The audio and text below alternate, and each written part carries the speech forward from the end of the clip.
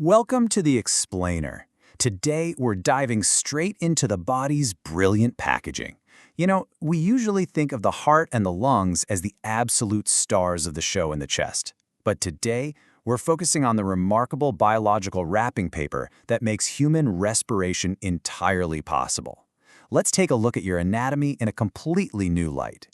So think about this for a second. You take roughly 20,000 breaths every single day.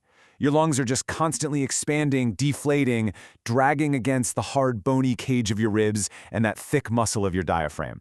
It's a massive, relentless, mechanical problem. With all that constant motion, how on earth do our lungs avoid rubbing themselves completely raw? Why don't they blister like a heel in a super tight pair of shoes? Well, the answer comes down to a really masterful piece of biological engineering. To understand it, imagine your developing lung is basically a fist, and you've got a partially inflated balloon. If you were to push your fist directly into the side of that balloon, your fist is now coated by the rubber, right? But, and this is key, your hand isn't actually inside the air pocket of the balloon. The balloon just folded around it. It created two distinct layers, an inner layer touching your skin and an outer layer facing the world. This is exactly how the pleura is formed. The lung pushes into this fluid-filled sac, creating a beautifully engineered, double-layered protective membrane. Now, because of that whole fist in a balloon action, we get two distinct layers of this mesothelial cell membrane. First up, we have the visceral pleura. Viscera basically refers to your internal organs, so this is the inner layer. It firmly, seamlessly sticks right to the lung itself, dipping down into every single crevice and fissure. And then we have the parietal pleura. Parietal comes from the Latin word for wall, so naturally this is the outer layer that lines the entire inner surface of your thoracic cavity, literally glued to your ribs, your diaphragm, and those central structures. Anatomists love to give very specific names to the parietal pleura based on exactly which wall it's touching. But honestly, don't let the heavy terminology intimidate you. Just think of the parietal pleura like the four walls, the ceiling, and the floor of a room. You've got the costal part right against the ribs, the diaphragmatic part on the floor, the cervical part up at the very top forming a little dome, and the mediastinal part making up that inner central wall. Following that blue lining on the right, you can really see how the costal part just hugs the rib cage. Down at the bottom, the diaphragmatic part rests flat on top of your main breathing muscle. Up at the top, just peeking over the first rib and clavicle, is the cervical pleura, also called the cupula. And right there in the middle, flanking the space where your heart lives, is the mediastinal pleura. Ultimately, it's just one continuous sheet of tissue, just named differently depending on its neighborhood. Now check out the visceral pleura, that orange line. Notice how perfectly it hugs the lung tissue, coating every single external surface. But look right at the center, at the hilum, which is basically the root of the lung. This is where all the breathing tubes and blood vessels actually go into the lung. The visceral pleura doesn't cover this entry point. Instead, it reflects, or basically folds back on itself, transforming perfectly into the parietal pleura and extending down to form what's called the pulmonary ligament. It's a totally continuous, unbroken loop. All right, so here's the core of our mechanical solution, the pleural cavity. Between that inner visceral layer hugging the lung and the outer parietal layer hugging the chest wall, there's a microscopic gap. We actually call it a potential space because, well, in a healthy person, there's practically no empty room in there. It holds just a remarkably thin microscopic film of serous fluid. This fluid is the ultimate biological lubricant. It allows those two layers to just glide smoothly and effortlessly past each other with literally zero friction while you breathe. But here's the crazy part. This fluid isn't just some stagnant puddle sitting in your chest. It's produced at a rate of 0.01 to 0.02 milliliters per kilogram per hour. That means it has a remarkably high daily turnover. It's a highly dynamic system, regulated by a really delicate balance of hydrostatic and oncotic pressures.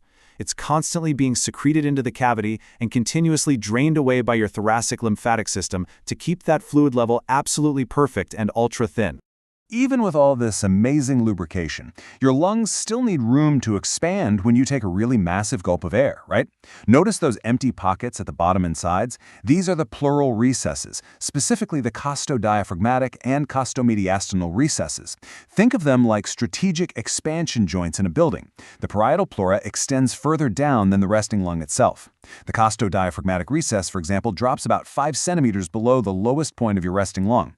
When you take a deep breath, the lungs expand and just smoothly slide right down into these empty, lubricated pockets.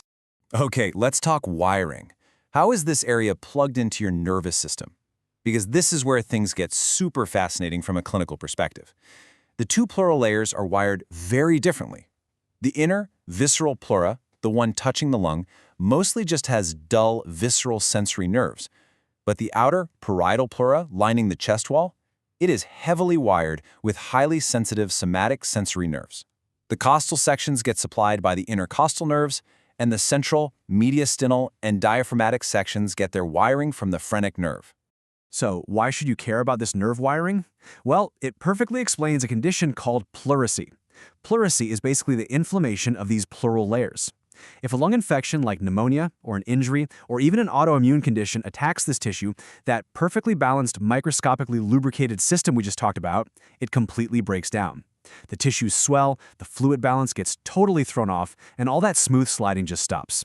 And here is the painful reality of that breakdown. Notice the inflamed, reddened layers. Because the outer parietal pleura is absolutely packed with those highly sensitive somatic sensory nerves, any friction is registered immediately by your brain. Instead of gliding silently, these rough, inflamed layers drag and scrape against each other like sandpaper. It produces this agonizing, sharp, stabbing pain with every single breath, cough, or sneeze you take. It's a pretty harsh reminder of just how much we rely on that microscopic layer of fluid. Let's look at another way this system can fail: pleural effusion. This is an abnormal buildup of fluid. Remember how the fluid is supposed to be constantly draining? Well, when that balance fails, fluid just pools in that potential space. Looking at these X-rays, you can see how the heavy fluid sinks right to the bottom, pushing the aerated lung upward. In this specific type, a subpulmonic effusion, the fluid actually mimics the natural curve of an elevated diaphragm. It pushes the dark, air-filled lung up into a shape that radiologists often joke looks exactly like the Rock of Gibraltar. In severe cases, massive amounts of fluid can build up in that pleural space, entirely compressing the lung and making it incredibly hard to breathe. The container on the left shows what's called a chylothorax. This is where lymphatic fluid actually leaks into the pleural cavity. Look at that shocking, opaque, milky, cloudy appearance. It's a really stark, visceral visual of exactly what happens when the precise volume and drainage of the pleural cavity gets compromised. Zooming back out to the big picture, we can really appreciate how these cavities perfectly package the center of your chest. The right and left pleural cavities act like giant, lubricated shock absorbers flanking the central compartment, which we call the mediastinum. Bounded by the sternum in the front, the spine in the back, and the parietal pleura on both sides, this critical middle real estate is where your heart, your great vessels, your esophagus, and trachea safely live, tightly packed yet completely protected from the dynamic friction of your breathing lungs. So wrapping up this explainer, I want you to do something for me. Take a deep breath right now. Go ahead. Feel your chest expand. Notice the complete absence of pain, the absolute silence of the friction. That is the magic of your pleura at work. A dynamic, ever-flowing, microscopically perfect biological machine. It really makes you wonder, doesn't it?